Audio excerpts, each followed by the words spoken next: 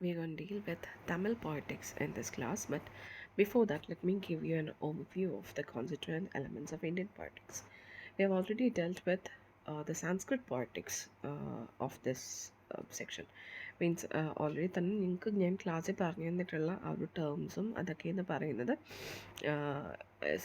That's from Sanskrit poetics. Okay, അപ്പോൾ Indian poetics as such അതിന് മൂന്ന് എലമെൻറ്റ്സ് ആണുള്ളത്. മൂന്ന് എലമെൻറ്റ്സിൽ ഒന്നാണ് സാൻസ്ക്രിറ്റ് പോയറ്റിക്സ്. അതാണ് ഏറ്റവും കൂടുതൽ ചോദിക്കുന്നത്.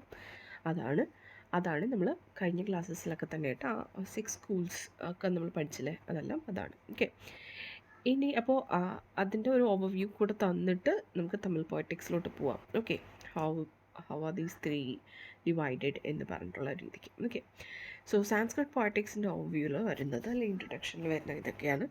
The history of Indian poetics has a vast scope of providing the profundity meaning എന്താ ഒരു grasp depth of insight of knowledge. Okay, അതൊരു നോളജിൻ്റെ ഒരു വലിയൊരു ഇത് തന്നെയാണ്. എന്താ നമുക്ക് പ്രൊവൈഡ് ചെയ്യുന്ന രീതിക്കാണ് ആക്ച്വലി എന്തുള്ളത് ഈ നമ്മുടെ ഇന്ത്യൻ പോയറ്റിക്സ് എന്ന് പറയുന്നത് സ്ട്രക്ചർ ചെയ്തിരിക്കുന്നത്.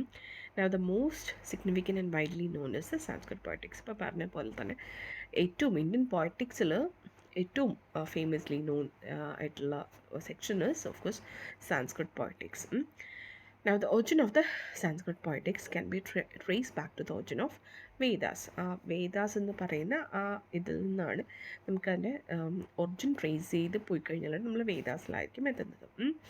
അതിൻ്റെ വേദാസ് നിങ്ങൾക്ക് അറിയാമായിരിക്കുമല്ലോ, നമ്മുടെ Rigveda, Samaveda, Yajurveda, Atharvaveda.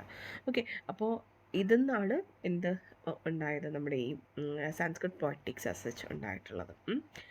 And they evidently provide the basis for the Sanskrit poetics as well as the earliest literary traditions of India. അപ്പോൾ നിങ്ങളോട് ഒരു ക്വസ്റ്റ്യൻ ചോദിക്കുന്നത് ഏതാണ് സാൻസ്ക്രിറ്റ് പോയറ്റിക്സിൻ്റെ സോഴ്സ് എന്ന് ചോദിച്ചു കഴിഞ്ഞാൽ you have to say that it's from the Vedas, the 4 Vedas. Now the themes of these Vedas were dominantly the worship of the Supreme Lord, the elements of nature and the power of the divinity. അപ്പോൾ പൊതുവേ വേദാസിൻ്റെ ഒരു ഇത് നിങ്ങൾക്കറിയാം, അതായത് worship of the Supreme Lord on one case, പിന്നെ വെച്ചാൽ the elements of nature, and then finally this divinity and the power of the divinity.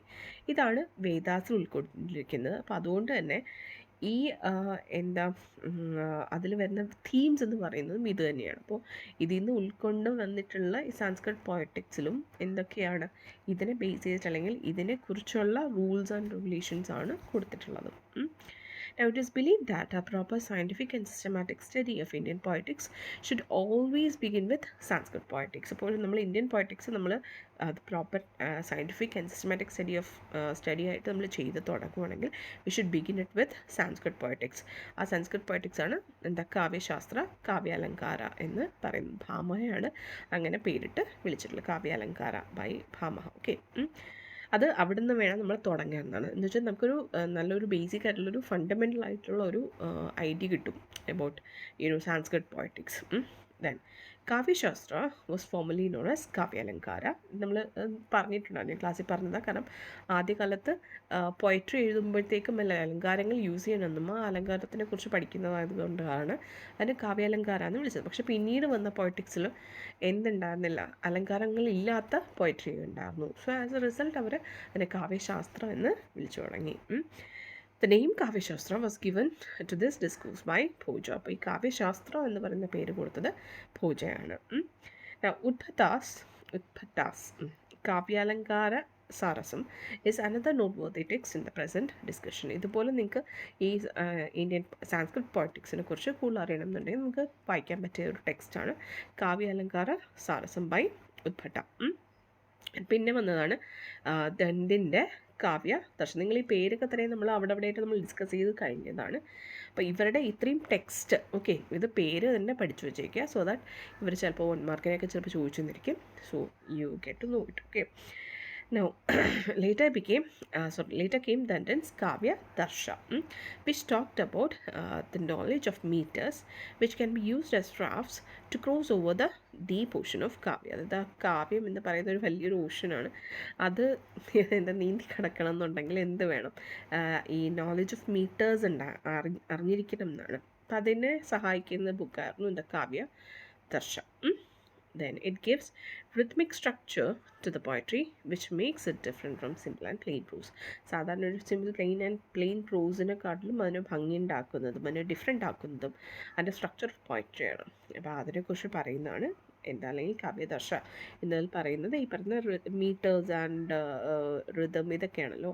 അപ്പോൾ അതിനെക്കുറിച്ച് പറയുന്നതാണ് Kavyadarsha. Okay, then Mammata's Kavyaprakash sheds a light on the importance of shabda and alankara. മമതയുടെ കാവ്യപ്രകാശ് എന്ന് പറയുന്നത് അത് എന്തിനെക്കുറിച്ച് പറഞ്ഞിരിക്കുന്നു? ശബ്ദത്തിനെക്കുറിച്ചും അലങ്കാരത്തെക്കുറിച്ചും പറഞ്ഞിട്ടുണ്ട്. Then the Sanskrit Poetics emphasizes on the fact that the Kavya is supposed to be made of imagination and emotion. ഇപ്പോൾ സാൻസ്ക്രിറ്റ് പോയറ്റിക്സ് പറയുന്നത് വെച്ചാൽ അതിൽ എംഫസൈസ് ചെയ്യുന്ന ഫാക്ട് എന്താണെന്ന് വെച്ചാൽ കാവ്യം എന്ന് പറയുന്നത് എന്താണ്? ഇമാജിനേഷൻ കൊണ്ടും ഇമോഷൻ കൊണ്ടും ഉണ്ടാക്കിയിരിക്കേണ്ടതാണ്. The epics like Ramayana and Mahabharata are considered as the gems of Sanskrit poetic tradition. ഇപ്പോൾ നമ്മുടെ വെസ്റ്റേൺ പോയറ്റിക്സ് എടുത്തു കഴിഞ്ഞാൽ അരിസ്റ്റോട്ടിലും പ്ലേറ്റോയൊക്കെ എന്ന് പറഞ്ഞാൽ അവർ ചെയ്ത എന്താണ്? അവരുടെ ജെംസ് ലൈക്ക് എന്താ വർക്ക്സ് എടുത്തിട്ട് അതിനെ വെച്ചിട്ടാണ് അവർ എഴുതിയിട്ടുള്ളത്. ഓക്കെ, ഇപ്പോൾ സൊഫോക്ലിസിൻ്റെയൊക്കെ തന്നെയും വർക്ക്സും സോഫോക്ലിസും യൂറിപ്പിഡിസിൻ്റെയും എസ്ക്ലസിൻ്റെയൊക്കെ തന്നെയും വർക്ക് എടുത്തിട്ട് അതിലെ കാണുന്ന വെച്ചിട്ടാണ് അവർ എന്ത് ചെയ്തത്? ഈ അവരുടെ റൂൾസ്, ഇപ്പോൾ നിങ്ങൾ ഡെഫിനിഷൻ ഓഫ് ട്രാജഡി ഒക്കെ പഠിക്കുമ്പോൾ അവരെഴുതിയിരിക്കുന്ന റൂൾസ് അവർ തന്നെ ഉണ്ടാക്കിയതല്ല. ഇൻസ്റ്റഡ് അവർ കണ്ടതിൽ വെച്ച് അല്ലെങ്കിൽ അവർ വായിച്ചതിൽ വെച്ചിട്ട് ഉള്ളതിനെ വെച്ചിട്ടാണ് അവർ ആ റൂൾസ് ആൻഡ് റെഗുലേഷൻസ് ഉണ്ടാക്കിയിട്ടുള്ളത്. സെയിം തിങ് തന്നെയാണ് ഇവിടെയുള്ള നമ്മുടെ എപ്പിക്സ് ആയിട്ടുള്ള രാമായണ മഹാഭാരത ഇതിനെ വെച്ചിട്ടാണ് ഇവരെല്ലാം തന്നെ ഇതെല്ലാം ആദ്യകാലത്ത് Sanskrit poetics rules and regulations form ചെയ്തിട്ടുള്ളത്. And Ramayana is also known to be the earliest works of literature that contain some of fundamental elements of Sanskrit poetics. Sanskrit poeticsൽ പറഞ്ഞിട്ടുള്ള ഒരു വലിയ ഫണ്ടമെൻ്റൽ എലമെൻസും ഉൾപ്പെട്ടിട്ടുള്ള ഒരു വർക്കാണ് എന്താ? നമ്മുടെ രാമായണ. അതും one of the earliest works of literature. Now it also describes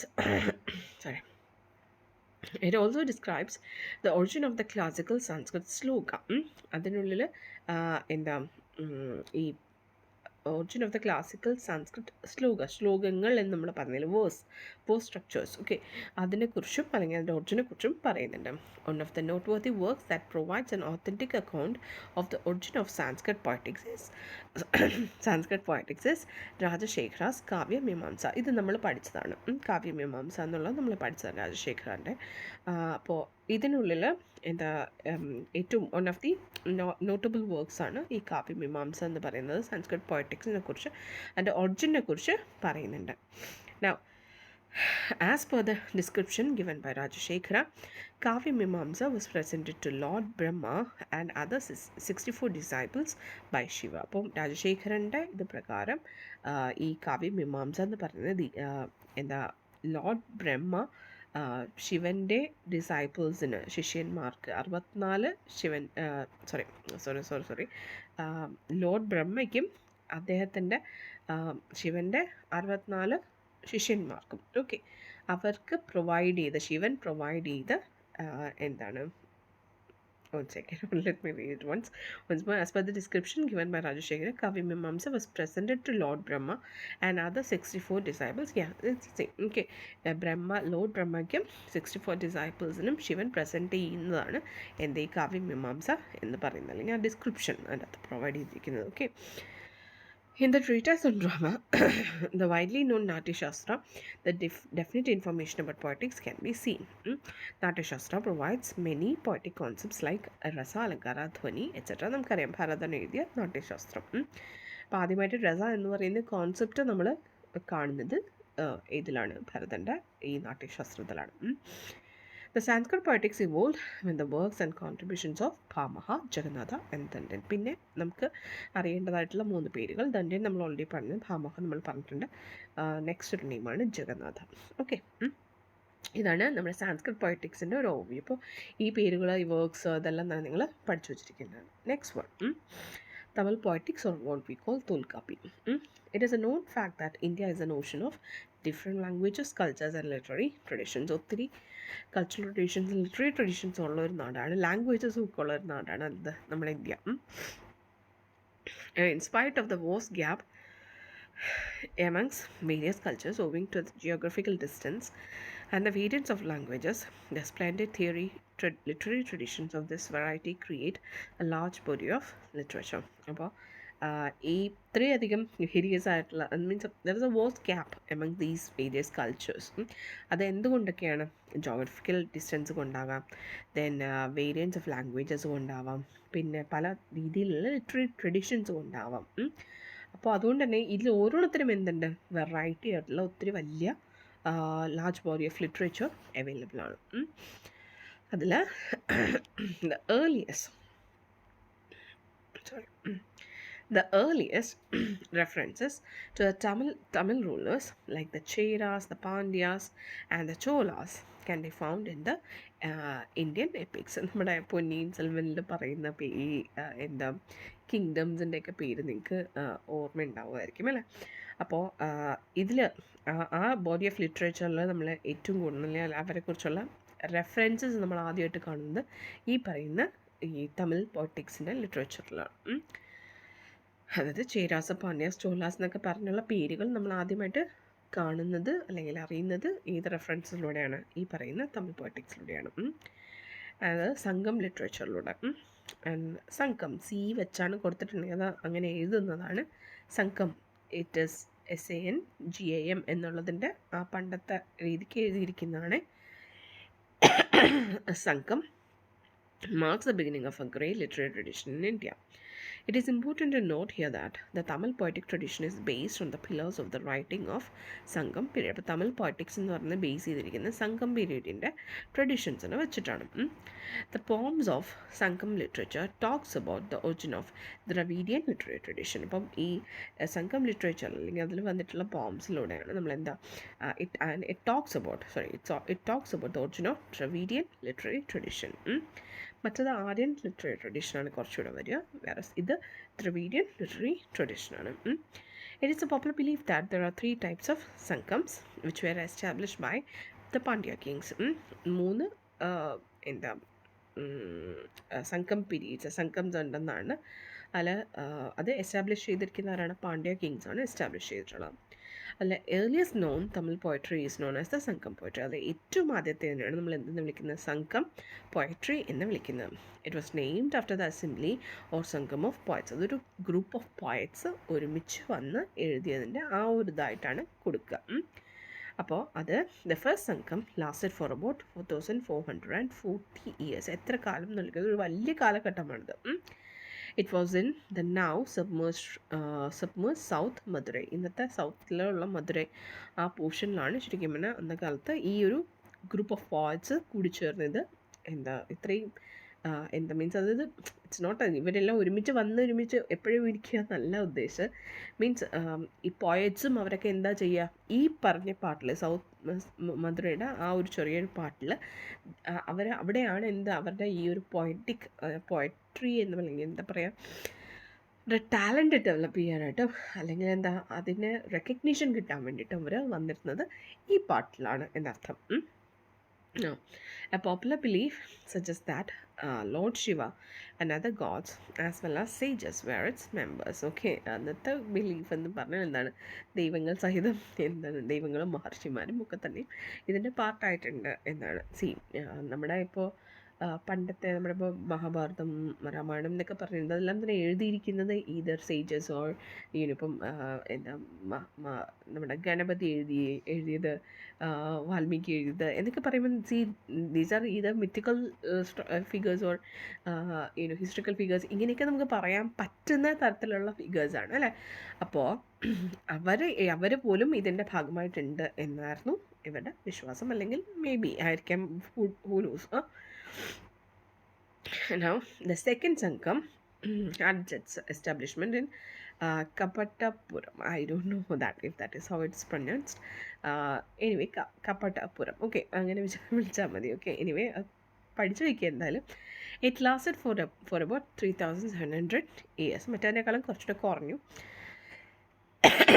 Later, Kapatapuram was claimed by the sea and Madurai became the center of the third Sangam. പിന്നെ ഈ കപ്പട്ടപ്പുറം എന്ന് പറയുന്ന സ്ഥലം അത് സീ കയ്യേറുകയും ആൻഡ് തേർഡ് സംഘത്തിന് വഴിവെക്കുകയും ചെയ്തു. ആ തേർഡ് സംഘം പീരീഡ് അത് പിന്നീട് വരുന്നത് it lasted for merely 1850 years. അത്രയും മാത്രമേ അത് പിന്നെ ലാസ്റ്റ് ചെയ്തിട്ടുള്ളൂ. അതിൽ Tolkappiyam is among the few surviving text of Sangam literature. അപ്പോൾ ഈ പറഞ്ഞ സംഘം ലിറ്ററേച്ചറിൻ്റെ ഇന്ന് വന്നിട്ടുള്ളതിൽ ഇന്ന് റിമെയിൻ ചെയ്യുന്നത് അതിൽ ഒരു വലിയൊരു സെക്ഷൻ ഉള്ളത് തോൽക്കാപ്യം എന്ന് പറയുന്നതാണ്. It is A book of grammar, അതായത് ഈ പറയുന്ന നമ്മളെന്താ പൊയറ്റിക്സിനെ കുറിച്ച് പറയുന്ന രീതിക്ക് ഇൻക്ലൂഡിങ് പോയട്രി ഉള്ള വർക്കാണ് Tolkappiyam. It is a book of grammar and rhetoric and 8 anthologies. അപ്പോൾ എന്തൊക്കെയുണ്ടത് തോൽക്കാപ്യം എന്ന് പറയുമ്പോഴത്തേക്ക് അത് നിങ്ങൾക്ക് ഇതായിട്ട് ചോദിക്കുന്നതാണ്. What is Tolkappiyam, what does it contain എന്ന് പറഞ്ഞിട്ട് എനിക്ക് ക്വസ്റ്റ്യൻ ചോദിക്കാം. അപ്പോൾ തോൽക്കാപ്യത്തിൽ എന്താണ്? ഇറ്റ് കണ്ടെയ്ൻസ് ഗ്രാമർ, റെട്രിക്, അല്ലെങ്കിൽ it talks about grammar, rhetoric and of course includes 8 ആന്തോളജീസ്. ഈ 8 ആന്തോളജീസിനെ ഒരുമിച്ച് നമ്മൾ 8 തൊക്കെ again I don't know how to pronounce it should be that of poetry. ആ 8 പേരാണ് ഇവിടെ കൊടുത്തിരിക്കുന്നത്. Please pardon me for mispronunciation. I know that I am going to mispronounce it, but ഞാൻ ആരുടെയൊക്കെ ചോദിച്ചു, പക്ഷേ എനിക്കത്ര ഇതായിട്ട് പ്രൊനൗൺസിയേഷൻ എനിക്ക് കിട്ടിയില്ല എന്നുള്ളതാണ്. എനിവേ, എയിൻ കുരുന്നുറു കുരുന്തൂക്കൈ, നരിനായി അങ്ങനെ കണ്ടുവാണേ, Akananuru, Kalittokai, Pathirruppattu, then Purananuru, Paripatal. It's not actually disrespect, പക്ഷേ അറിഞ്ഞൂടാത്തത് കൊണ്ടാണ്. Then 9th anthology പത്തുപാട്ട്, 9th anthology 10 പാട്ട് കൺസിസ്റ്റ് ഓഫ് 10 ഐഡൽസ്. ഇതിൽ 9ാമത്തെ ഒരെണ്ണം കൂടെ ഉണ്ട്, അതിന് 10 പാട്ട് എന്നാണ് വിളിക്കുന്നത്. അതിൽ 10 ഐഡൽസ് ഉൾപ്പെടുത്തിയിട്ടുണ്ട്, meaning a short small description of verse that present a picture of early Tamil life. അപ്പോൾ ഇത്രയെണ്ണത്തിൻ്റെ പേര് തോൽക്കാപ്യം എന്ന് പറയുന്നതിൽ നിങ്ങൾ ഗ്രാമർ ഉണ്ടെന്ന് പറയുക, റെട്രിക് ഉണ്ടെന്ന് പറയുക, 8 ആന്തോളജീസിൻ്റെ പേര് കൊടുക്കുക. പിന്നെ ആ 8 ആന്തോളജീസിൻ്റെ കൂടെ 9th one അതും കൂടെ പേര് പഠിച്ചു വയ്ക്കുക. ദെൻ ഇതാണ് തോൽക്കാപ്യം, അല്ലെങ്കിൽ നമ്മളെന്താ തമിഴ് പോയറ്റിക്സ് എന്ന് പറയുന്നതിൻ്റെ ഓവർവ്യൂ ആണ് ഞാനിപ്പോൾ തന്നത്. നമുക്കത് കുറച്ച് ഡീറ്റെയിൽ ആയിട്ടുണ്ട്, പ്രത്യേകിച്ച് ഡീറ്റെയിൽ ആയിട്ടല്ല, അതിൽ നിന്ന് തിനായി കോൺസെപ്റ്റ് നമുക്ക് പഠിക്കാനുണ്ട്. അതർവൈസ് ഇത്രയേ ഉള്ളൂ ഓവർവ്യൂവിൽ. ദെൻ അതിൽ പ്രത്യേകിച്ച് നിങ്ങൾക്ക് പഠിക്കാനുള്ളത് ഈ തോൽക്കാപ്യത്തിനെ കുറിച്ചാണ്. Now, in the third section, Indian poetics and മൂന്നാമത്തെ part, that is modern Indian poetics. It is a known fact that the beginning of modern Indian poetics was marked with translation, reinterpretation, and recontextualization of the available literary sources and materials. അപ്പോൾ ഈ പറയുന്ന modern Indian poetics എന്ന് വെച്ചാൽ അതിൽ ഏറ്റവും കൂടുതൽ അടങ്ങിയിട്ടുള്ളത് translation, reinterpretation and recontextualization of the available literary sources and materials ആണ്. അതായത് ഈ പറഞ്ഞ പോയറ്റിക്സിൻ്റെ, അത് മുന്നേ ഉണ്ടായിരുന്ന ഇന്ത്യൻ പോയറ്റിക്സിൻ്റെ അതിൻ്റെ ട്രാൻസ്ലേഷൻ, ഏറ്റവും വലുതാണ് ട്രാൻസ്ലേഷൻ, പിന്നെ reinterpretation and then recontextualization of the available literary sources and materials ആണ് നടക്കുന്നത് ഏറ്റവും കൂടുതൽ. അതിലെ ഏറ്റവും വലിയ കോൺട്രിബ്യൂട്ടേഴ്സ് എന്നറിയപ്പെടുന്നത് Rabindranath Tagore, then Aurobindo, Coomaraswamy, then Gayatri Chakrabarti Spivak, Sudhir Kakar, H.S. Ahmed and many others. ഇങ്ങനെ ഒത്തിരി പേരുണ്ട്, നിങ്ങൾ നോട്ട് ഡൗൺ ചെയ്യുന്ന കുറച്ച് പേരല്ലേ, അതെങ്കിലൊക്കെ പഠിച്ചു വെച്ചേക്കാം. Now, the modern Indian poetics largely promotes and pursues the subject matters and techniques that directly interest the modern society. Modern Indian poetics അതെന്താ ചെയ്യുന്നത് വെച്ചാൽ it pursues the subject matters and techniques that directly interest the modern society. നമ്മുടെ modern സൊസൈറ്റിയെ എങ്ങനെ directly interest ചെയ്യാൻ പറ്റും with the subject matter and techniques that's been said in this Indian poetics. Now, the modern poetics in India has acknowledged the presence of subjectivity, different marginalized groups and institutions. A modern Indian ഒരു കാലത്ത് ഈ പറയുന്ന Sanskrit poetics ആയിക്കോട്ടെ, Tamil poetics, ഇതെല്ലാം art poetry, upper class സെക്ഷൻ്റെ പോയട്രിയാണ്, ഒരു വലിയ വിഭാഗവും. But modern Indian poetics, they have started acknowledging the marginalized groups as well, marginalized groups and institutions. അതുപോലെ സോഷ്യോ പൊളിറ്റിക്കൽ മൂവ്മെൻറ്റ്സ് അവർ അക്നോളജ് ചെയ്യാൻ തുടങ്ങി. പിന്നെ അതുപോലെ നമ്മുടെ ഇൻഡിവിജ്വൽ സെൽഫിൻ്റെ ഐഡൻറ്റിറ്റി റീക്ലെയിം ചെയ്യുന്നത്. ഓക്കെ, ഇതെല്ലാം തന്നെ അടങ്ങിയതാണ് എന്ത് നമ്മുടെ മോഡേൺ പോയറ്റിക്സ് എന്ന് പറയുന്നത്. And it is a noteworthy fact that the origin of the Dalit poetics and the earliest Dalit writings emerged first in the regional languages. അപ്പോൾ ആദ്യമായിട്ട് എന്താ നമ്മൾ പറയേണ്ടത് ദലിത് പോയറ്റിക്സ് ആണ്. അപ്പോൾ കാരണം നമ്മളിപ്പോൾ നാരറ്റീവ്സ് ഓഫ് റെസിസ്റ്റൻസിലൊക്കെ തന്നെ നമ്മൾ ദലിത് റൈറ്റിങ്ങിനെ കുറിച്ച് പഠിച്ചപ്പോൾ അയ്യപ്പൻ്റെയൊക്കെ തന്നെ ഇപ്പം എസ് ജോസഫ് ഇങ്ങനെയുള്ളതൊക്കെ ബോൺസ് നമ്മൾ പഠിച്ചിട്ടുണ്ടല്ലോ. അപ്പോൾ ഇവിടെ പുള്ളിയുടേതിൽ എന്താ ദലിത് റൈറ്റിങ്സ് എന്ന് പറയുന്നത്, Dalit writings emerge first in the regional ലാംഗ്വേജസിലാണ് ഈ ദലിത് മൂവ്മെൻറ്റ് ആദ്യമായിട്ട് പതുക്കെ പൊട്ടി പുറപ്പെടുന്നത്. Later in the year 1990, some of these narratives were translated into English to reach the larger section of the readers. അപ്പോൾ ആദ്യ ഒരു കാലത്ത് ഈ ഇന്ത്യൻ പോയട്രി ആസ് സച്ച് എന്ന് പറയുന്നൊരു വലിയൊരു ക്യാനൺ എടുത്തു കഴിഞ്ഞാൽ എന്താ ഈ പറയുന്ന ദലിത് റൈറ്റിംഗ് തന്നെ അതിൻ്റെ അകത്ത് വന്നിട്ടില്ലായിരുന്നു. മീൻസ് എന്താ ആ ക്യാനണിൽ ഉൾപ്പെടുത്താറില്ലായിരുന്നു, അതാണ് സത്യം. ഒരു മെയിൻ സ്ട്രീം ഒരു എംഫസിസ് അവർക്ക് കൊടുക്കാൻ പലരും തയ്യാറല്ലായിരുന്നു എന്നുള്ളതാണ് സത്യം. ബട്ട് ദെൻ ട്രാൻസ്ലേഷൻസ് അവൈലബിൾ ആയി തുടങ്ങിയപ്പോൾ മുതൽ ഇതിന് മാറ്റം വന്നു തുടങ്ങി. ആൻഡ് ആസ് എ റിസൾട്ട് ഇപ്പോൾ നമുക്ക് എന്താ നമ്മുടെ ക്യാനൻസ് എടുത്തു കഴിഞ്ഞാൽ ഡെഫിനറ്റ്ലി നമുക്ക് അങ്ങനെ പേര് പറഞ്ഞ് ദലിത് റൈറ്റിംഗ് എന്ന് പറഞ്ഞ് അങ്ങനെ കൊടുക്കേണ്ട കാര്യം പോലും ഇല്ല, അല്ലാണ്ട് തന്നെ നമുക്കത് ഉൾപ്പെടുത്താനായിട്ട് പറ്റും. Dalit poetics of modern India situates personal and collective suffering within a large discourse of human rights. Majority of the Dalit writings consists of life writing that includes genres as diverse as autobiographies, autofictions and confessional forms. Okay, അപ്പോൾ ഈ Dalit writings എന്ന് പറയുന്നതിൽ ഇന്ന് അതിൽ ഏറ്റവും കൂടുതൽ അടങ്ങിയിരിക്കുന്നത് life writing ആണ്. ലൈഫ് റൈറ്റിംഗ് എന്ന് പറഞ്ഞാൽ പണ്ടൊരു കാലത്ത് നമ്മൾ ഓട്ടോബയോഗ്രഫി, ബയോഗ്രഫി, മെമ്മോസ് ഇതൊക്കെ നമ്മൾ ഒരുമിച്ച് പറഞ്ഞിരുന്ന മീൻസ് വേറെ ആയിട്ട് പറഞ്ഞിരുന്നതെല്ലാം ഒരു കുടക്കീഴിൽ കൊണ്ടുവന്നിട്ട് പറയുന്ന ഒരു ടേമാണ്, ഒരു അംബ്രല്ല ടേമാണ് നമ്മൾ ലൈഫ് റൈറ്റിംഗ് എന്ന് പറയുന്നത്. ഓക്കെ, അപ്പോൾ അതിനുള്ളിൽ ഈ ദലിത് റൈറ്റിങ്ങിൽ ഇന്ന് ഒരു വലിയൊരു സെക്ഷനും എന്താണ് ലൈഫ് റൈറ്റിങ്ങിൽ വരുന്നതാണ്. പിന്നെ but the poetry written by Dalit writers too is in exceptional form. The feminism പിന്നെ അപ്പോൾ അതാണ് ഫസ്റ്റ് വൺ. ഓക്കെ, അത് ഇന്നത്തെ മോഡേൺ ഇന്ത്യൻ പോയറ്റിക്സിൽ നമ്മൾ ഉൾപ്പെടുത്തുന്ന ഒരു വലിയൊരു section is Dalit writing. Second one is feminist writings or the feminist poetics of India questions the dominant patriarchal structure of the literary tradition of India, which was well reflected in the available ancient texts and writings. പണ്ടത്തെ ancient texts and writings ഏത് traditional text എടുത്താലും അതിൽ ഉൾപ്പെടുത്തിയിരിക്കുന്ന അല്ലെങ്കിൽ ആ ഒരു patriarchal structure ഉണ്ടല്ലോ അതിനെ question ചെയ്യുന്നതാണ് നമ്മുടെ feminist writings or feminist poetics of India. അതിൽ വരുന്ന റൈറ്റേഴ്സാണ് Mahasweta Devi, Arundhati Roy, Kamala Markandaya and Shashi Deshpande. They have provided narratives that discuss Indian feminist movement and its impact on Indian politics and literary tradition. Now, moreover, the poets like Kamala Das has given a feminist voice to the modern Indian poet. Kamala Das'ൻ്റെയൊക്കെ പോലുള്ള voices okay ആ modern Indian പോയട്രിക്ക് ഒരു feminist voice കൊടുക്കാനായിട്ട് സാധിച്ചിട്ടുണ്ട്. Now, third one is nativism in modern Indian poetics suggests the return to indigenous practices as well as one's own culture which existed before colonial invasion. അപ്പോൾ ഇതിൽ വരുന്ന മൂന്നാമത്തെ കാര്യമാണ് നേറ്റിവിസം എന്ന് പറയുന്നത്. അത് നമ്മുടെ ഇൻഡിജിനസ് പ്രാക്ടീസസിലോട്ടുള്ള തിരിച്ചുപോക്കാണ്. As well as one's own culture. അത് ഈ കൊളോണിയലിസം വരുന്നതിന് മുന്നേ ഉള്ള നമ്മുടെ പ്രാക്ടീസസിലേക്ക് തിരിച്ചു പോവുക എന്നതാണ് നേറ്റിവിസം കൊണ്ട് ഉദ്ദേശിക്കുന്നത്. The most significant treatise that has been written in this regard is G.N. Devi's After Amnesia, Tradition and Change in Indian Literary Criticism. ഇതാണ് ഒരു നല്ല ഒരു മോഡേൺ ഇന്ത്യൻ പോയറ്റിക്സിനെ കുറിച്ച് പ്രത്യേകിച്ച് നേറ്റിവിസം അതിനെക്കുറിച്ച് പറയുന്ന ബുക്ക് എന്ന് പറയുന്നത് G.N. Deviയുടെ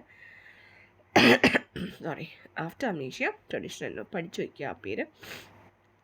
Then later in the works of Paranjpe, the idea of nativist poetics as a part of modern Indian poetics witnessed its evolution. Okay, so ഇതാണ് നമ്മുടെ ഇന്ത്യൻ പോയറ്റിക്സ് ആസ് സച്ച് അതിൻ്റെ ഒരു ഓവർവ്യൂ എന്ന് പറഞ്ഞത്. ഇനി നമുക്കുള്ളത് one second. ഓക്കെ, ഇപ്പോൾ നമ്മൾ ഓൾറെഡി ക്ലാസ്സിൽ ഡിസ്കസ് ചെയ്തതാണ് major schools of Sanskrit poetics ഏതൊക്കെയാണ്. രസ അത് ഭരതൻ പറഞ്ഞത്. ഓക്കെ, അലങ്കാര, ദെൻ ധൃതി, ധ്വനി, വക്രോക്തി, ഔചിത്യം. ഓക്കെ, നമുക്കിതൊക്കെ അറിയാം, നമ്മൾ ഓൾറെഡി ക്ലാസ്സിൽ ഡിസ്കസ് ചെയ്തതാണ്. തമിഴ് പോയറ്റിക്സിലോ നമ്മൾ തോൽക്കാപ്യം ഓൾറെഡി ഞാൻ ഓവർവ്യൂവിൽ പറഞ്ഞിട്ടുണ്ട്. അപ്പോൾ അതിൻ്റെ കുറച്ചൊരു ഡിസ്ക്രിപ്ഷനാണ്. Now, the scholars of ancient Tamil literature and the poetics have defined Aggam and Puram as the most important elements of Tolkappiyam. തോൽക്കാപ്യത്തിന് രണ്ട് സെക്ഷനായിട്ടാണ്, ഓക്കെ, സെക്ഷനായിട്ടാണ് ഡിവൈഡ് ചെയ്തിരിക്കുന്നത്. One is akam and the second one is puram. ആ പേര് പോലെ തന്നെ it's implied in that.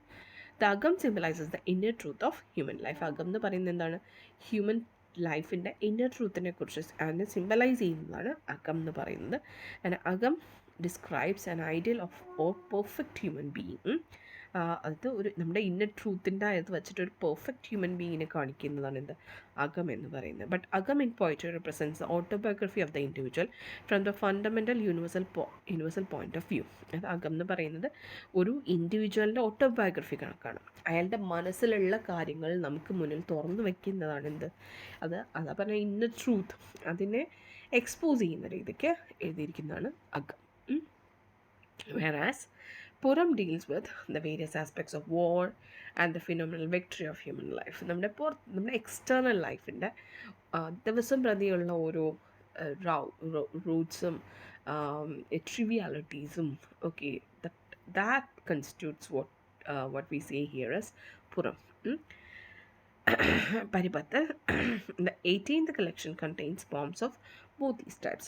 ഇനി 18th ഒരു സെക്ഷൻ ഉണ്ട്, ഓക്കെ, അതിനുള്ളിലാണ് ഈ രണ്ടിൻ്റെയും. മറ്റത് ഇറ്റ്സ് ഓരോ വേഴ്സും ഓരോ സെക്ഷൻസും ഒന്നുകിൽ അകം അല്ലെങ്കിൽ പുറം എന്ന് പറഞ്ഞ് ഡിവൈഡ് ചെയ്തിരിക്കുകയാണ്. പക്ഷെ 18ാമത്തെ section which is title Paripatal, okay, again I am not sure about the pronunciation. അതിനുള്ളിൽ എന്താണ് ഇത് രണ്ടിൻ്റെയും അടങ്ങിയെന്ന് വെച്ചാൽ ഫൈനലി ഒരു ഹ്യൂമൻ ബീയിങ് എന്ന് പറഞ്ഞാൽ അല്ലെങ്കിൽ ഒരു perfect verse would consider both of these. Okay, അപ്പോൾ അതാണ് പരിപത്തലാണ് final one. I don't know if it is final one, but the 18th collection. Okay, then it contains poems about Vishnu, Shiva, Durga and Murugan. Then another important aspect of the literary theory of Tulkapiyam is the fact that it addresses the use of dramatic monologues in the structure of poetry. Okay, poetryക്കുള്ളിൽ തന്നെ dramatic monologues include ചെയ്യുന്നതിനെ കുറിച്ച് തോൽക്കാപ്യം പറഞ്ഞിട്ടുണ്ട്. It suggests that in the era, the void of narrative poetry and epics was filled by the series of dramatic monologues. അത് നമ്മളിപ്പോൾ Shakespeare ഒക്കെ ചെയ്യുന്ന പോലെ തന്നെ നിങ്ങൾ നോക്കിയാൽ മതി. എന്താ ആ പോയട്രി പുള്ളിയുടെ ഈവൻ ദോ ഇറ്റ്സ് ഡ്രാമ അത് എന്തിലാണ് എഴുതിയിരിക്കുന്നത്? വേഴ്സിലാണ് എഴുതിയിരിക്കുന്നത്. It's A same thing here. Okay, അതായത് രണ്ടും it's A mixture of things. Okay, it is drama, at the same time it is verse. Now, the attempt by the poet to capture the poetic quintessence by using living phrases, poetic metaphors and similes have also been discussed in great detail in Tolkapiyam. Tolkapiyamil adhigam vereyum discuss cheyyunna karyangalana endokke using living phrases, and then using poetic metaphors and similes. Then Tolkapiyar, okay, Tolkapiyar, the author of the existing parts of Tolkappiyam. Tolkappiyam എഴുതിയ ആൾ ആരാണ്? തോൽക്കാപ്പിയാർ എന്ന് പറഞ്ഞ മനുഷ്യനാണെന്ന് വിചാരിക്കാം. Okay, വിചാരിക്കല ആണ്. He lays emphasis on the poetic sentiments or rasa which is called Meyppattu. അപ്പോൾ പുള്ളി എന്തിലാണ് എംഫസൈസ്? ഇപ്പോൾ സാൻസ്ക്രിറ്റ് പോയറ്റിക്സിൽ രസയ്ക്ക് ഇമ്പോർട്ടൻസ് കൊടുത്തിട്ടുള്ള പോലെ ഇവിടെ പോയറ്റിക് സെൻറ്റിമെൻറ്റ്സിനാണ് ഇമ്പോർട്ടൻസ് കൊടുത്തിരിക്കുന്നത്. അതിനാണ് നമ്മളെന്താ സാൻസ്ക്രിറ്റ് പോയറ്റിക്സിൽ രസ എന്ന് വിളിക്കുക, പക്ഷേ തമിഴ് പോയറ്റിക്സിൽ we call it meyppattu. Okay, അപ്പോൾ സാൻസ്ക്രിറ്റ് പോയറ്റിക്സിലെ രസ ഓർ പോയറ്റിക് സെൻറ്റിമെൻറ്റ് അതിൻ്റെ ഇക്വാലൻ്റ് ആണ് തമിഴ് പോയറ്റിക്സിൽ എന്ത്? Meyppattu. Okay, MEYPPAT, you can see the spelling the. Now ഇനി തോൽക്കാപ്യത്തിൽ പറയുന്ന അതിൻ്റെ സ്ട്രക്ചേഴ്സ് എന്ന് പറയുന്നത് നമ്മൾ അതേപോലെ സാൻസ്ക്രിറ്റ് പോയറ്റിക്സ് നമ്മൾ പഠിച്ചിട്ടുണ്ടായിരുന്നു. ഓക്കെ, ഇവിടെ the phonology and morphology of the poetry have been given much importance. The alphabetical sounds or phonemes, sounds ഏറ്റവും മിനിമൽ യൂണിറ്റ്. ഓക്കെ, അതിനെ നമ്മൾ എല്ലുട്ട് എന്ന് പറയും. ദെൻ ദ ഡ്യൂറേഷൻ, എത്രത്തോളമാണ് ഒരു സിലബിൾ എടുക്കുന്ന സൗണ്ട് എന്ന് പറയുന്നത്. ഓക്കെ, അത് സിലബിളിന് ആ ഒരു എന്താ നമ്മൾ എടുക്കുന്ന ഒരു സൗണ്ടിനനുസരിച്ചിരിക്കും അതിൻ്റെ സ്ട്രെസ് എന്ന് പറയുന്നത്. അതാണ് ആ പറയുന്നത്. ഇറ്റ് ഈസ് മറ്ററൈ, I am not sure. Then the knitting together through syllables, akai, I suppose so. Okay. The feet and syllables, sir. Then the integration of feet into lines, ati. Then the length of the verse, alava. Then the context making the meaning, munnam, have been discussed at great length. ഇതെല്ലാം ഏറ്റവും minimal യൂണിറ്റിൽ നിന്ന് context വരെ എത്തുകയാണ്. Okay, minimal unit is the sound. അപ്പോൾ ആദ്യത്തിൽ sound and ഫൊനീമാണ്, രണ്ടാമത്തെ ഡ്യൂറേഷനായി, മൂന്നാമത്തേതിൽ syllables എങ്ങനെ കോൺസ്റ്റിറ്റ്യൂട്ട് ചെയ്യുന്നു എന്നുള്ളത്. ഓക്കെ, ആൻഡ് സോറി, അപ്പോൾ രണ്ടാമത്തേതിൽ സിലബിളിൻ്റെ ഡ്യൂറേഷൻ അല്ല ഉദ്ദേശിക്കുന്നത്, സൗണ്ടിൻ്റെ ഡ്യൂറേഷനാണ് കേട്ടോ. മൂന്നാമത്തത് സിലബിൾസ്, എങ്ങനെയാണ് ഈ സൗണ്ട്സ് എല്ലാം കൂടെ ചേർന്ന് ഒരു സിലബിൾ ആവുന്നത് എന്നുള്ളത്. ദെൻ അതിനുശേഷം സിലബിൾസ് എല്ലാം കൂടെ ചേർന്നിട്ട് എങ്ങനെ ഫീറ്റ് ആവുന്നു എന്നുള്ളത്. ദെൻ ഫീറ്റ്സ് എങ്ങനെയാണ് ലൈൻസ് ആവുന്നു എന്നുള്ളത്. ഓക്കെ, ആൻഡ് ലൈൻസ് എങ്ങനെയാണ് ഒരു വേഴ്സ് ആവുന്നു എന്നുള്ളത്. And finally munnam, which is the context. Okay, അപ്പോൾ ഈ രീതിക്ക് ആ ഒരു ഓർഡറിൽ തന്നെ നിങ്ങൾ പഠിച്ചു വെച്ചേക്കുക. മോഡേൺ ഇന്ത്യൻ പോയറ്റിക്സിലാണെങ്കിൽ നമ്മൾ നേരത്തെ പറഞ്ഞ മൂന്നെണ്ണം തന്നെയാണ്, Dalit writing, feminist writing and nativist writing. ഇത് ഞാൻ ഡീറ്റെയിൽ ആയിട്ട് പറയുന്നില്ല. ഓക്കെ, ബട്ട് നിങ്ങൾ ചുമ്മാ വായിക്കുവാണെങ്കിൽ വായിച്ചു വെച്ചോളൂ, ഞാൻ ഈ നോട്ട് ഞാൻ എന്തായാലും പ്രൊവൈഡ് ചെയ്യും. Now let's move on to Tamil poetics. Okay, അപ്പോൾ ഇവിടെ നമ്മൾ നിങ്ങൾക്ക് തന്നിട്ടുള്ളതിൽ സെക്കൻഡ് നിങ്ങൾക്ക് പഠിക്കാനുള്ളതിൽ ലാസ്റ്റ് സെക്ഷൻ അത് തിനായ് പോയറ്റിക്സ് എന്നാണ് കൊടുത്തിരിക്കുന്നത്. അപ്പോൾ തിനായ് പോയറ്റിക്സ് എന്ന് അവർ ഉദ്ദേശിക്കുന്നത് ബേസിക്കലി തമിഴ് പോയറ്റിക്സ് തന്നെയാണ്. അപ്പോൾ ആക്ച്വലി തിനായ് എന്ന് പറയുന്നത് ഇറ്റ്സ് നോട്ട് എ പോയറ്റിക്സ്. അതിന് തിനായ് എന്ന് പറയുന്നൊരു കൾച്ചറാണ് actually. It's a kind of like ഈ കൊടുത്തിരിക്കുന്ന ടൈറ്റിൽ നിങ്ങൾ നോക്കിയാൽ society, economy, religion and culture of the Sangam age, അതിനുള്ളിൽ വരുന്ന ബേസിക് ഡിവിഷനാണ് ബേസിക്കലി തിനായ് എന്ന് പറയുന്നത്. അല്ലെങ്കിൽ ആ ഒരു ഇറ്റ്സ് ആക്ച്വലി എ കോൺസെപ്റ്റ്. ഈ കോൺസെപ്റ്റിനുള്ളിൽ നിന്നിട്ടുള്ള ഒരു വലിയൊരു കൾച്ചർ ഉണ്ടായിരുന്നു, തമിഴ് കൾച്ചർ. ആ കൾച്ചറിൽ ഉണ്ടായ പോയറ്റിക്സ്, അതാണ് നമ്മൾ ബേസിക്കലി എന്തെന്ന് പറഞ്ഞ് ഇതുവരെ നമ്മൾ വിളിച്ചത് തമിഴ് പോയറ്റിക്സ് അല്ലെങ്കിൽ സംഗം ലിറ്ററേച്ചർ എന്ന് പറഞ്ഞ് നമ്മൾ വിളിച്ചത്. നമ്മൾ അതിൻ്റെ ഡിവിഷൻ നമ്മൾ പഠിച്ചു, 3 സംഗം ലിറ്ററേച്ചർ അതൊക്കെ പഠിച്ചില്ല, അതൊക്കെയാണ് സംഭവം. ഓക്കെ, പക്ഷേ ഇവർ നിങ്ങളുടെ സിലബസിൽ തിനായ് പോയറ്റിക്സ് എന്നുള്ളൊരു ടേം കൊടുത്തിരിക്കുന്നുള്ളൂ. അപ്പോൾ നമുക്ക് തിനായ് എന്താണെന്ന് പഠിക്കാം. ഓക്കെ, അപ്പോൾ തിനായ് എന്ന് പറയുന്നത് actually it's a kind of social ഡിവിഷനാണ്. അപ്പോൾ we have to know about the Sangam age a bit to know what does this Tinai concept. But the Sangam age in Tamil country is significant and unique for its social, economic, religious and cultural life of the Tamils. അപ്പോൾ നമുക്ക് ഈ സംഘം ലിറ്ററേച്ചറിനെ കുറിച്ച് പഠിക്കണം എന്നുണ്ടെങ്കിൽ of course സംഘം ഏജിനെ കുറിച്ച് നമുക്ക് കുറച്ച് അറിയണം. അപ്പോൾ അതിൽ അവരുടെ social, economic, religious and cultural life of Tamils എങ്ങനെയാണെന്ന് അറിഞ്ഞാൽ നമുക്ക് ബെറ്റർ ആയിട്ട് എന്തറിയാൻ പറ്റും, തമിഴ് പോയറ്റിക്സ് നമുക്ക് അറിയാൻ പറ്റും. അതാണ്. There was an all-round development during this period. The Sangam literature as well as the archaeological findings reveal these developments. എന്ന് വെച്ചാൽ ശരിക്കും പറഞ്ഞാൽ നോർത്ത് ഇന്ത്യയിലുള്ള ആ ആര്യൻ ഇൻവേഷൻ വന്നിട്ട് മീൻസ് അവരുടെ ഡെവലപ്മെൻറ്റിനേക്കാളും മച്ച് ബെറ്റർ ആയിട്ടുള്ള ഒരു സിസ്റ്റം, കൾച്ചറായിരുന്നു നമുക്ക് ഉണ്ടായിരുന്നത്, ഡ്രാവിഡിയൻ കൾച്ചർ ഉണ്ടായിരുന്നത്. Okay, now the social life in the Sangam age, the Tamil people had a common language and culture. സംഘം ഏജിലാകുമ്പോൾ തമിഴ് പീപ്പിളിന് അവർക്ക് എല്ലാവർക്കും തമിഴ് പീപ്പിൾ, ഓക്കെ, തമിഴ് എന്ന് പറഞ്ഞാൽ അന്നത്തെ തമിഴ് എന്ന് പറഞ്ഞാൽ ഈ പറയുന്ന പോലെ ഒരു ഇന്നത്തെ തമിഴ്നാട് എന്ന് ഉദ്ദേശിക്കുന്ന അത്രയും പ്ലേസ് അല്ല. Okay, it was a vast area. അവർക്കൊരു കോമൺ ലാംഗ്വേജും കൾച്ചറും ഉണ്ടായിരുന്നു. But they lived in 5 different natural landscapes. അവർ ജീവിച്ചിരുന്നത് 5 ഡിഫറെൻറ്റ് നാച്ചുറൽ ലാൻഡ്സ്കേപ്സിലായിരുന്നു അവർ ജീവിച്ചിരുന്നത്. ഓക്കെ, അതിൽ these natural landscapes or geographical regions were known as Tinais. അപ്പോൾ ഈ പറയുന്ന 5 നാച്ചുറൽ ലാൻഡ്സ്കേപ്സിലെ അത് അല്ലെങ്കിൽ ദോസ് 5 geographical regions അതിനെയാണ് നമ്മൾ തിനായ്സ് എന്ന് വിളിക്കുന്നത്. Okay, now the 5 Tinais referred to in the Sangam literature. Okay, അപ്പോൾ സംഘം ലിറ്ററേച്ചറിലൂടെയാണ് നമ്മൾ എന്തറിയുന്നത്, ഈ പറയുന്ന കോൺസെപ്റ്റ് നമ്മൾ അറിയുന്നത്. ഓക്കെ, ആ കോൺസെപ്റ്റിൽ പറഞ്ഞിരിക്കുന്ന പ്രകാരം അല്ലെങ്കിൽ ആ ഒരു സംഘം ലിറ്ററേച്ചറിൽ പറഞ്ഞിരിക്കുന്ന പ്രകാരം thus tinais include Kurinji, Mullai, Marutham, Neithal and Palai. Okay, അപ്പോൾ ഇത് നന്നായിട്ട് പഠിച്ചു വെക്കേണ്ട കാര്യമാണ്, 5 എണ്ണത്തിൻ്റെ പേര്. Then each tinai was geographically distinct from other. അത് ഓരോ തിനായും മറ്റുള്ള ഒരു ജോഗ്രഫിക്കൽ ലൊക്കേഷനിൽ നിന്ന് ഡിഫറെൻ്റ് ആയിരിക്കും. Then moreover each of these regions had reflected their own social character. അവർക്ക് അവരുടേതായിട്ട് ഓരോ റീജിയനും അവരുടേതായിട്ടുള്ള സോഷ്യൽ ക്യാരക്ടറിസ്റ്റിക്സും ഉണ്ടാവും. Now the Kurunyi Tinai refers to the hilly region. Hilly regionസിലുള്ളവരെയാണ് നമ്മൾ എന്താ കുറിഞ്ഞി തിനായി, അല്ലെങ്കിൽ ആ ഭാഗത്തിനെയാണ് നമ്മൾ കുറിഞ്ഞി തിനായി എന്ന് വിളിക്കുന്നത്.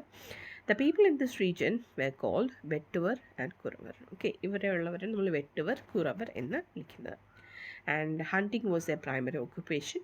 They also cultivated fruits and vegetables and gathered honey. അവരുടെ മെയിൻ ആയിട്ടുള്ള ആക്ച്വലി എന്താ ഫോറേജേഴ്സിനെ പോലെയാണ് ഹണ്ട് ചെയ്യുക, ആൻഡ് അതാണ് അവരുടെ പ്രൈമറി ഓക്യുപ്പേഷൻ. പിന്നെ ഫ്രൂട്ട്സും വെജിറ്റബിൾസ് ഒക്കെ കളക്ട് ചെയ്യുക, ഹണി ഗ്യാദർ ചെയ്യുക, ഇതൊക്കെയായിരുന്നു. And their gods were Murugan and Seyyon. Then next one, Mullai. It is a forest tract with green pastures. അത് kind of like valley kind of ഇതുള്ളതാണ് നമ്മുടെ മുല്ല എന്ന് പറയുന്നത്. The people of this region domesticated animals. അവർ ആനിമൽസിനെ domesticate ചെയ്യും. The people of the Mullai region were called as Kovalar and Ayar. Now, being shepherds, they produced dairy products like milk, curd, and ghee, and their chief deity was Tirumal and Mayon. എനിക്ക് second എനിക്ക് എങ്ങനെയാണ് പറയുന്നതെന്ന് എനിക്കറിയില്ല. First one ആയിരുന്നു. അപ്പോൾ ഇവിടെ വരുന്ന ആൾക്കാരുടെ പേര് എന്താണ്, കോവലർ, അയർ എന്നാണ്. അവർ പ്രാർത്ഥിച്ചിരുന്നത് തിരുമാലിനെയാണ്. ആൻഡ് അവർ ഷെപ്പേർഡ്സ്, അത് അവർ ഡയറി പ്രോഡക്റ്റ്സ് ആയിരുന്നു അവർ പ്രൊഡ്യൂസ് ചെയ്തിരുന്നത്. Next one is Marutham. The region Marutham refers to fertile cultivable lands. ബേസിക്കായിട്ട് നമ്മൾ അഗ്രികൾച്ചറൽ ലാൻഡ്സിനെയാണ് നമ്മൾ എന്താ മരുതം എന്നുകൊണ്ട് ഉദ്ദേശിക്കുന്നത്. Most of the people in this region were called Velalas because they practiced agriculture. They cultivated paddy. They cultivated paddy, sugarcane, and a variety of fruits like mango, plantain, and jackfruit. അവർ ഒത്തിരിയധികം fruits ഒക്കെ തന്നെ cultivate ചെയ്തിട്ടുണ്ടായിരുന്നു. അതിൽ വരുന്നൊക്കെ അതൊന്നും നിങ്ങൾ പറയണമെന്നില്ല. പക്ഷേ നിങ്ങൾക്കിപ്പോൾ 4 mark എന്നൊക്കെ പറഞ്ഞ് ചോദിച്ചു കഴിഞ്ഞാൽ വേറെ നിവർത്തിയില്ലല്ലോ. 1 second. Then irrigation methods were also known to them. അവർക്ക് ഇറിഗേഷൻ മെത്തേഡ്സ് ഒക്കെ നന്നായിട്ട് അറിയാമായിരുന്നു. ആൻഡ് ദെൻ അവരുടെ ഡയറ്റി എന്ന് പറയുന്നത് ഇന്ദ്രനാണ്. Okay, or the rain god. Then comes Neithal. Neithal was the coastal region, അതായത് നമ്മുടെ കടലിനോട് ചേർന്ന region. Okay, the people of this region were known as Parathavar, okay, Meenavar. Then fishing was their natural occupation. They were also famous sailors. A few people of this region produced and sold salt. അപ്പോൾ അവരുടെ basically സെയിലേഴ്സും അതുപോലെ എന്താ സീയിൽ പോകുന്നവർ, phishing ആയിരുന്നു അവരുടെ ഏറ്റവും വലിയ occupation. And അവരെ വിളിച്ചിരുന്നത് പീപ്പിൾ ഓഫ്, അവർ ഈ ഉപ്പ് വിൽക്കുന്നവരെ, ഓക്കെ, എന്താ ഉമാനർ എന്നാണ് വിളിച്ചിരുന്നത്. And the god of the Neithal region was Varunan, the god of the sea. Okay, sorry. Then next comes Palai. The term Palai refers to the desert region, but there was no desert in the Tamil country. A desert region ആണ് പറഞ്ഞത്, പക്ഷേ Tamil കൺട്രിയിൽ desert ഇല്ലായിരുന്നു. Therefore, it could be said that whenever there was drought due to failure of rains, that region was called as Palai. എപ്പോഴാണോ ഈ drought ഉണ്ടാവുന്നത്, rain ഇല്ലാണ്ട് drought ഉണ്ടാവുന്നത്, അപ്പോൾ ആ റീജിയനെ പാലൈ എന്ന് വിളിച്ചിരുന്നു. The people of this region were called as Maravar or Kalvar. Then they were forced to live as robbers due to poverty. അവർ എന്താ പട്ടിണിയൊക്കെ ആയത് കാരണം അവർ മോഷ്ടാക്കളായിട്ട് ജീവിച്ചിരുന്നു. Maravar were also known for their heroism. At the same time അവർ എന്താണ്, അവരുടെ ഹീറോയിസത്തിലും അവർ വളരെയധികം ഫെയിം നേടിയ ആൾക്കാരായിരുന്നു. Then these people worship the goddess Kottravai or Kali. Then, Sangam age was the continuation of the prehistoric period. തൊട്ട് മുന്നേ ഉണ്ടാകുന്ന prehistoric periodൻ്റെ continuation തന്നെയാണ് Sangam period. As in the prehistoric period, the life of the people in the Sangam age had remained simple and natural. അവരുടെ life എന്ന് പറഞ്ഞാൽ വളരെ simple and natural ആയിട്ടായിരുന്നു പോയിരുന്നത്. The Sangam Tamils had chosen their occupation according to natural. അവരുടെ natural environment അനുസരിച്ചിട്ടാണ് അവർ എന്ത് ചെയ്യുന്നത്, അവരുടെ ഒക്യുപ്പേഷൻ അവർ ചൂസ് ചെയ്തിരുന്നത്. Although they lived in 5 different regions, there was a close interaction between them. നിങ്ങളൊക്കെ ഈ പൊന്നിയിൻ സെൽവൻ മൂവി കാണുമ്പോൾ അതിനകത്ത് അത് നിങ്ങൾക്ക് നല്ല വ്യക്തമായിട്ട് അറിയാൻ പറ്റും. There's a close interaction between each of these places അല്ലെങ്കിൽ region, people in each of these regions. Now, this interaction had resulted in the development of a common language and culture in the Tamil country. ഇപ്പോൾ ആ ഒരു interaction കാരണം തന്നെ എന്താണ് എല്ലായിടത്തും സംസാരിച്ചിരുന്നത് അല്ലെങ്കിൽ use ചെയ്തിരുന്ന language was the same. Now, social divisions. The Tamil society during the Sangam period was broadly divided into several groups. In the beginning of the Sangam age, the Tamil society was not organized on the basis of the Vedic caste system, namely Brahmana, Kshatriyas, Vaishyas and Sudras. അതായത് ഈ ആര്യൻ ഇത് വരുന്നതിന് മുന്നേ ആയിട്ട് okay അതിനു മുന്നേ it was not organise like the Aryan division പോലെ അല്ലായിരുന്നു നമുക്ക് ഉണ്ടായിരുന്നത് ഈ പറഞ്ഞ ബ്രാഹ്മണ ക്ഷത്രിയ വൈശ്യാസ് അങ്ങനെയല്ല. പക്ഷേ there was A division prevalent in സംഘം സൊസൈറ്റി. അതാണ് അന്തനാർ, അരശർ, വൈശ്യർ, then വേലാലർ. It may be said that this classification roughly corresponds to the Vedic social division. Now, another Sangam work, Purananura, mentions the names of ancient. ഒരു work ഉണ്ട്, തോൽക്കാപ്യം നമ്മൾ പറഞ്ഞല്ലോ. Okay, അപ്പം അതിനുള്ളിൽ ഉണ്ട് means Agananuru, Purananuru നമുക്കറിയാലോ. Okay, so Purananuru mentions the names of ancient Tamil tribes such as Thudiyan, Panan, Kadamban. Okay, ഇതെല്ലാം തന്നെ അവരിൽ മെൻഷൻ ചെയ്യുന്നുണ്ട്. These divisions indicate the complex social structure prevalent in the Sangam age. പിന്നെ ഇത് നമ്മളിപ്പോൾ പറയണമെന്നില്ല, ജസ്റ്റ് ഞാനത് വായിച്ചങ്ങ് തുടങ്ങിയപ്പോൾ ഞാൻ അങ്ങ് ഇട്ടതാണ്, നിങ്ങൾ വേണമെങ്കിൽ വായിച്ചു നോക്കുക. Okay,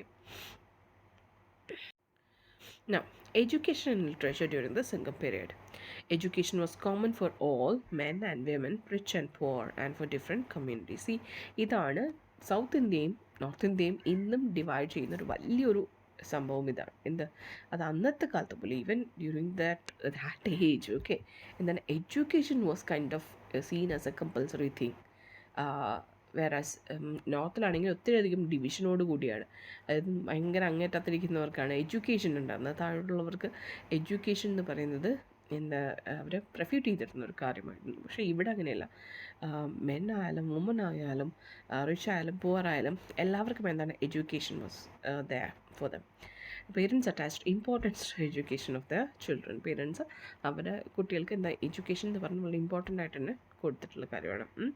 Now, Purananur describes that it is the duty of the father to make his children learned. പുറനാനൂറിൽ എടുത്ത് പറഞ്ഞിരിക്കുന്ന കാരണം ആ ഒരു കൂട്ട് അവിടെ കൊടുത്ത് remains the duty of the father to make his children learn it. Then, the bulk of the Sangam literature written by about 400 poets indicates the importance given to education. ഈ സംഘം ലിറ്ററേച്ചറിൽ കൊടുത്തിട്ടുള്ളതിൽ ഒരു 500 പോയിറ്റ്സ് എങ്കിലും എന്താണ് ഈ എഡ്യൂക്കേഷന് കൊടുത്തിട്ടുള്ള ഇമ്പോർട്ടൻസിനെ കുറിച്ച് പറയുന്നു. The poets of the Sangam period played vital role in the social and cultural life of the people. And ഈ സംഘം ലിറ്ററേച്ചറിൻ്റെ ടൈമിൽ ഉണ്ടായിരുന്ന പോയറ്റ്സ് ഒത്തിരിയധികം സോഷ്യൽ ആൻഡ് കൾച്ചറൽ ലൈഫിന് ഒത്തിരിയധികം എന്താ വലിയൊരു റോൾ അവർ പ്ലേ ചെയ്തിട്ടുണ്ട്. Now, fine arts during that time. Sangam Tamils had also established their greatness in fine arts. They developed the concept of Muttamil, Iyal and Isai and Nadakam. അപ്പോൾ മുത്തമിഴ് എന്ന് പറയുന്നതിന് 3 ഇതാണ്, Iyal, Isai and Nadakam. Then the Panas or bards were experts in music. They move from place to place. നമ്മുടെ പാണാർ എന്ന് പറയുന്നത് നമ്മുടെ ആ ഒരു പാട്ട് പാടി നടക്കുന്ന ആ ഒരു ഇത് നിങ്ങൾക്കറിയാലോ. അതുപോലെ singing bards and praise of kings and local chieftains. Then later the Tamils developed musical notes or swarams. അവർ ഡെവലപ്പ് ചെയ്ത മ്യൂസിക്കൽ നോട്ട്സ് ആൻഡ് സ്വരം. നമുക്കറിയാം സ്വരം. Okay, now the musical tune was known as pun. I am not sure that is, ഞാൻ മറന്നുപോയതായിരിക്കും എന്താണ് അത് ശരിക്കുള്ള വേർഡെന്ന്. Anyway, several musical instruments were also used. Shells, drums, flute and lutes. Lutes were famous instruments. Karikalan had been hailed as Erisai Vallavan. Okay, Karikalan. Karikalan. Now, the art of dancing was encouraged during the Sangha period. Attam and Kutha were performed during festivals. Then Tolkappiyam refers to Natakam or drama. അപ്പം ഇതിൽ ആട്ടം കൂത്ത് എന്നൊക്കെ പറയുമ്പോൾ നമുക്കിന്നും അത് എന്താ ആട്ടം കൂത്ത് എന്നൊക്കെ പറയുന്നത് നമ്മൾ റിലീജിയസ് ആയിട്ടുള്ളത് വെച്ചിട്ടാണ് നമ്മളെ പലപ്പോഴും അസോസിയേറ്റ് ചെയ്യുക. പക്ഷെ അങ്ങനെയല്ല, it was actually kind of performance.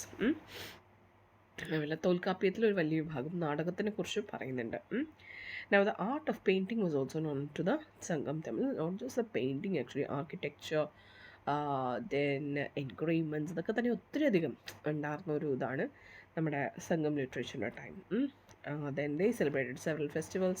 Kartigai, Onam and Indra festival were some of them. The Indra festival had been celebrated annually at Puhar. The dance and music had its religious connotation from the earliest times. Okay. അപ്പോൾ ഈ last section അത്ര അധികം വേണ്ട കാര്യമില്ല, പക്ഷെ എന്നാലും അറിഞ്ഞിരിക്കുന്നത്, പ്രത്യേകിച്ച് ഈ നാടകം മുത്തമിഴ ഇ എൽ ഇസൈ എന്ന നാടകം, അതിൻ്റെ പേര് ജസ്റ്റ് ഒന്ന് നോക്കി വെച്ചേക്കാം. Okay, so that ends the Thinai poetics. And I think Indian poetics നമ്മൾ അത് മുഴുവനായിട്ട് കവർ ചെയ്തു. ഞാൻ നോക്കട്ടെ, ഇനി എന്തെങ്കിലും ഇടയ്ക്ക് നിങ്ങൾക്ക് പറഞ്ഞു തരാനുണ്ടെങ്കിൽ ഞാൻ വേറെ ചെറിയൊരു സെക്ഷൻ എങ്ങാനും ഞാനിടാം. അല്ല, നിങ്ങൾ നോക്കിയേക്കുക, കേട്ടിട്ട് നിങ്ങൾക്ക് എന്തെങ്കിലും തന്നെ എക്സ്ട്രാ ആയിട്ട് ഡൗട്ട്സോ എന്തെങ്കിലും ഉണ്ടെങ്കിൽ ചോദിക്കുക. Okay, thank you.